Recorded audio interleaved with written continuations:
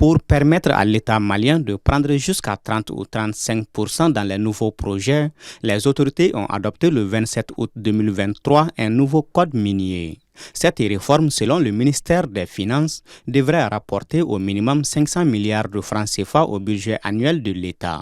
Avec le nouveau code, il est prévu de revoir un peu le taux de participation de l'État. Vous savez, quand on prend les sociétés, vous savez, très généralement, l'État malien n'avait que 20%. On n'avait que 20% dans le capital de ces sociétés-là. Donc en termes de dividendes, quand il s'agit de faire des partages de dividendes, le gouvernement, le Mali n'avait pas grand-chose. Donc avec les négociations, vous avez vu, avec d'autres sociétés, l'État est arrivé à 35%. Au lieu de 20, l'État est à 35%.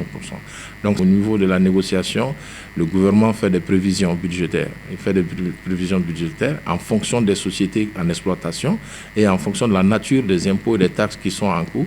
Donc il fixe le montant en fait prévisionnel de ces taxes-là. Donc s'ils ont prévu 500 milliards, c'est que c'est le calcul que les experts ont eu à faire et s'ils arrivent à appliquer le nouveau code. Donc je crois que c'est pour le bonheur des Maliens.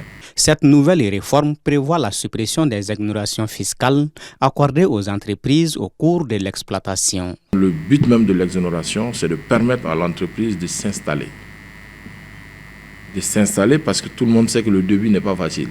Quand on est au début d'une activité professionnelle, activité économique et tout ça, d'abord au début, vous ne faites qu'investir. Vous investissez et vous mettez les choses en place avant de commencer à exploiter. À ce moment-là, tout ce qui rentre dans le cadre de la mise en place d'une mine était exonéré par le gouvernement du Mali pour faciliter l'implantation des sociétés et pour que le secteur soit attrayant. C'est pourquoi on fait recours à des exonérations. Mais du moment où l'entreprise est installée, l'entreprise fonctionne, l'entreprise fait des bénéfices, des grands bénéfices, alors et pourquoi maintenir encore les exonérations? C'est vrai que l'État a mis trop de temps pour répondre évidemment à ces appels-là, qui montrent que l'État avait vraiment un manque à gagner. Ça c'est clair. L'exonération que l'État accordait aux sociétés minières. Pendant 3 ans, ils font l'exploitation, ils ne paient rien. On a dépassé ça aujourd'hui. Dans ces nouveaux codes miniers, une participation supplémentaire de 5% pourra être octroyée au secteur privé malien, portant les intérêts nationaux à hauteur des souhaits. Aujourd'hui, on a un code minier qui a été vraiment aménagé de façon que l'État puisse en tirer profit. Mais ça ne détruit pas l'intérêt évidemment des compagnies minières. Non, loin s'en faut. Mais ça permet à l'État aussi d'engranger un peu plus par rapport au passé. Ensuite, le contenu local a été transformé en loi.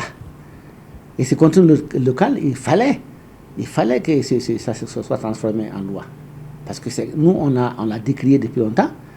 Depuis 1998, on a travaillé sur le contenu local. Et on a dit à qualification égale, priorité aux Maliens, priorité aux entreprises maliennes. À noter qu'en plus de l'or, le potentiel du pays réside également dans plusieurs ressources naturelles inexploitées, comme la bauxite, le minerai de fer, les métaux de base et le phosphate.